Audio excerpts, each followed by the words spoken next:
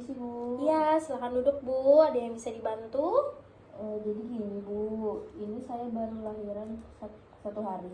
Iya, berarti baru 1 hari yang lalu ya Bu ya? Ada yang mau dibantu Ibu? Saya kesini mau perawatan bayi Bu. Perawatan bayi Bu ya? Kalau boleh tahu dengan Ibu siapa? Ibu Jessica. Jessica umurnya berapa Bu? 25 tahun. 25 tahun Bu ya. Kemarin bayinya lahir berapa beratnya Bu? 3 kilo 3 on Bu. Oke, baik Ibu ya. Sebelum itu kita lakukan pemeriksaan dulu kepada dedenya ya.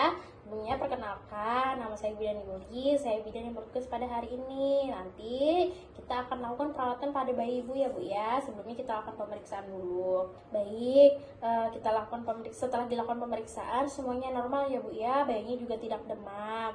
Kalau begitu saya akan jelaskan dulu perawatan bayi yang bisa dilakukan Bu ya. Sebelum melakukan perawatan bayi, alangkah baiknya kita harus mencuci tangan terlebih dahulu ya Bu ya, untuk mengurangi resiko infeksi pada bayi.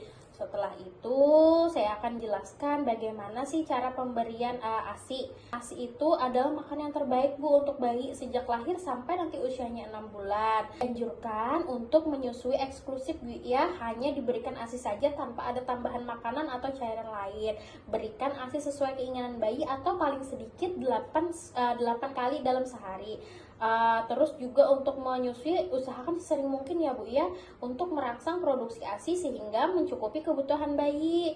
Terus kalau misalnya nih pada ibu yang awal-awal menyusui biasanya akan ada keluar cairan kuning, agak kuning pekat seperti itu namanya kolostrum ya Bu ya. Itu jangan dibuang, itu bisa disusupkan karena itu banyak mengandung zat bergizi dan mengandung zat-zat kekebalan tubuh untuk bayi. Adapun cara menjaga kebersihan dan kehangatan bayi yaitu dengan cara menjaga kontak antar kulit ibu dengan kulit bayi. Jadi usahakan kulit ibu dan kulit bayinya bersentuhan Bu ya, untuk menjaga bayi agar tetap hangat. Terus letakkan di tempat yang kering dan hangat. Pakaikan pakaian bayi yang lembut, kering dan juga bersih. Ganti popok dan selimut sesuai dengan keperluan. Terus kalau misalnya nih telapak kakinya agak dingin, bisa dipakaikan selimut atau ditambah selimutnya ya Bu ya. Terus juga jaga ruangan untuk tetap hangat. Posisi tidur bayi, bayi bisa tidur bersama ibu di tempat tidur yang sama untuk memudahkan menyusui sesuai dengan keinginannya. Sebaiknya ibu dan bayi tidur bersama di bawah kelambu, terutama untuk daerah yang malaria yang banyak nyamuknya Bu ya, usahakan untuk pakai kelambu. Posisi tidur yang dianjurkan adalah terlentang atau miring, tidak dianjurkan untuk tengkurap. Terus untuk perawatan tali pusat pada ibu dan keluarga, yaitu sebelum melakukan perawatan tali pusat diharapkan untuk pertama kali adalah mencuci tangan sesudah dan sebelum melakukan perawatan tali pusat. Terus jangan membungkus putung tali pusat atau mengoles cairan atau bahan apapun ke tali pusatnya ya Bu ya.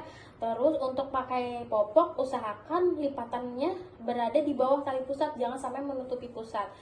Luka tali pusat harus dijaga agar tetap kering dan juga bersih sampai sisa tali pusat mengering dan terlepas sendiri. Jangan dipaksa untuk lepas, jangan sampai ibu paksa agar terlepas ya Bu ya, karena tali pusat akan mengering dan terlepas sendiri. Jika putung tali pusat kotor, bersihkan hati-hati dengan menggunakan air sabun dan segera keringkan secara seksama menggunakan kain bersih. Usahakan harus bersih. Terus perhatikan tanda-tanda infeksi tali pusat, misalnya kemerahan pada kulit sekitar tali pusat, ada nanah pada tali pusat atau berbau. Jika terdapat infeksi, bawa bayi langsung ke fasilitas kesehatan terdekat. Terus juga kalau misalnya bayinya rada-rada demam, bisa dites menggunakan termometer ya Bu ya, boleh menggunakan termometer yang di bawah ketek. Terus adapun tanda-tanda bahaya yang harus ibu waspadai pada bayi, misalnya bayinya nih tiba-tiba nggak mau minum atau tiba-tiba memuntahkan semua yang sudah diminum. Terus terjadi kejang, bergeraknya jika hanya dirangsang, maksudnya tuh gerakannya kurang Bu ya. Bila napasnya cepat lebih dari 60 kali per menit ataupun napasnya terlalu lambat 30 kali per menit.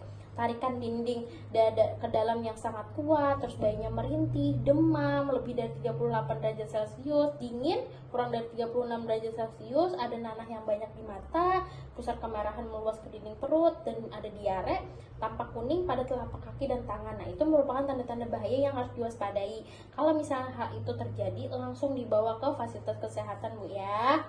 Baik, apakah dari penjelasan saya sudah jelas, Ibu? Sudah jelas, Bu. Ada yang mau ditanyakan dulu? Tidak ada, Bu. Baik, Bu ya.